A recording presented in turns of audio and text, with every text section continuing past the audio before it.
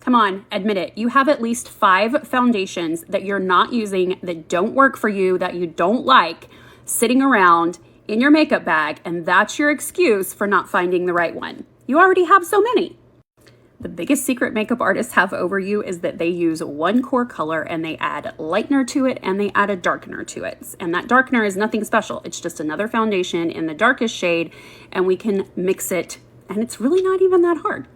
Because if you think about it, this is our job. We can't afford to buy 15 foundations in colors that we're never going to use, that are taking up space in our makeup bag that we have to travel with. So what's scarier? Trying to pick your perfect shade match when you're not even sure exactly where you're supposed to be matching it out of 36 colors being offered to you by a makeup company, or is it more scary to learn to just blend two? I think it's not that scary to blend two. So let's get into it. We're gonna do it. I'm gonna go right in. I'm gonna make this slow because I want the heat from my skin to give me a little bit of movability. Good makeup needs a little bit of warmth to spread evenly.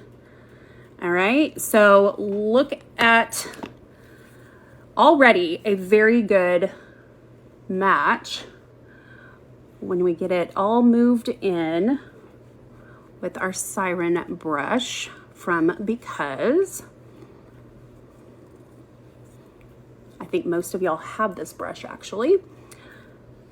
All right, so happens to be the perfect color for me. But what if I'm not exactly the same color as you? You know what? If you're Caucasian, and I know who my followers are, TikTok gives me a list. I know what y'all look like, except those of you that have a cat for your profile picture and are not very nice sometimes. Most of you look something like me. You're a little lighter, you're a little pinker, you're a little more tan. You're this, you're that, whatever. My very pink, redheaded sister-in-law, I just put this on her the other day, worked great. We just added a little bit of brightener under the eyes, and it ended up working out. So you've seen those makeup artists put on foundation, and it looks like a color that is completely different from the rest of them. It looks like a huge mistake. It's not a mistake. It's just that they haven't gotten all of the other colors worked out yet, and they haven't brought everything back. So once you bring back the brighter colors in your skin, the pinker colors in your skin with a blush, the bronzier, browner colors with a bronzer, once you're doing all the steps and you're not afraid to do them, then you know that having a core group of products that are really solid neutrals is all that you need to know. So you can get rid of the 5 things, drown that kitten. I know it's a horrible feeling to get rid of something that you paid for, but I'm giving you permission to do it. Give it away, throw it away, just let it unclutter your life and start making really smart decisions about makeup and grow your skill level just a little bit. All right, let's set this with a little bit of powder. This is really bright under the eyes, which is kind of how I like it. Maybe it's a little too bright. Let's move some up here.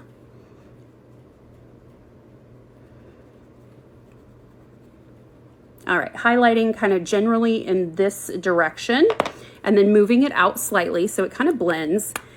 And then we'll set that with a pink setting powder, but a loose setting powder is just fine. Powders have come a long way, and I'm about to do my 10 more reasons why your makeup doesn't look as good as a pro's makeup.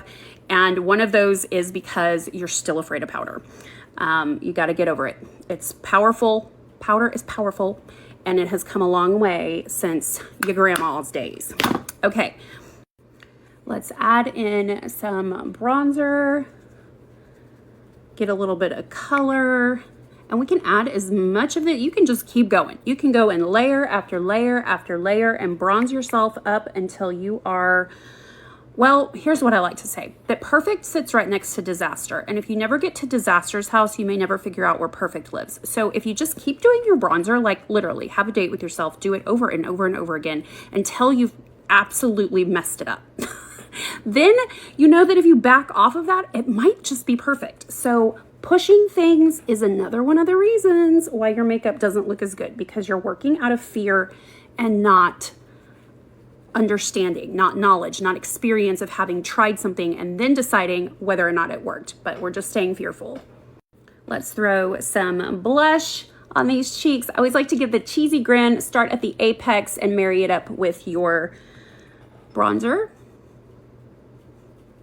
Higher than, the reason you have to make the cheesy grin is because you'll always put the brush a little too low. Look how close it is to my eyes and nose. If I make a plain face, the brush seems very close. Your brain's gonna tell you, no, that's not right. But if you do this, then you'll get a lot closer to it. Every time I do somebody else's makeup, I have to ask them to make the cheesy grin because I miss the mark every time. And when your blush is too low, it makes you look a little droopy. Finishing touch, you know it, my very own lip gloss, the Protractor, going on with a brush, paint it all onto the lip liner, okay? You want a nice, thin, dry layer where you kind of have to work to spread it out all the way across the liner and the fattier part of the lip, and then again on the top, all the way to the edge. The liner is gonna help hold the gloss in place, and the gloss is going to give you a shine around the vermilion border. That's a light at the apex of the curve that literally makes your lips look bigger to other people. Okay, so these 3 products are mine. They are mine in my little baby makeup line. Concealer's $27, this one's $45, and the gloss is $28. And my link is in the bio.